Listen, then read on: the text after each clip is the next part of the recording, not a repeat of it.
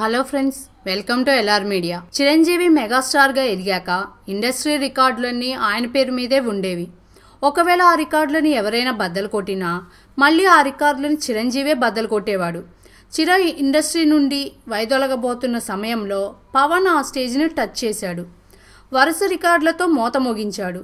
ఆ తర్వాత అల్లు అర్జున్, రామ్ చరణ్ ఇలా వరుసపెట్టి మెగా ఫ్యామిలీ హవానే ఇండస్ట్రీలో నడుస్తూ ఉండేది.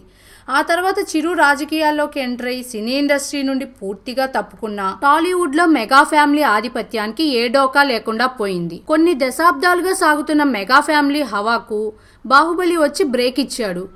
బాహుబలి ద బిగినింగ్ రికార్డు కలెక్షన్లు సృష్టించినప్పటికీ ఈ రికార్డులన్నీ ఖైదీ నెంబర్ 150 బద్దలు కొట్టిందని మెగా అభిమానులు తెగ సంబరపడిపోయారు.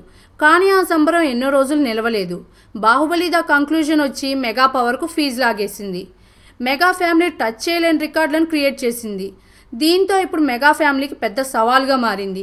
బాహుబలి దెబ్బతో మెగా బ్రాండ్ దెబ్బతినే అవకాశం ఉందన్న నేపథ్యంలో మళ్ళీ తమ పవర్ను చూపించే ప్రయత్నంలో పడింది మెగా ఫ్యామిలీ. అందుకే ఓవైపు చిరు ఉయ్యాలవాడ నరసింహారెడ్డి వంటి చారిత్రాత్మక చిత్రం చేస్తుంటే మరోవైపు అల్లు అరవింద్ 500 కోట్లతో రామాయణం వంటి పౌరాణిక చిత్రాలను తీయబోతున్నాడు.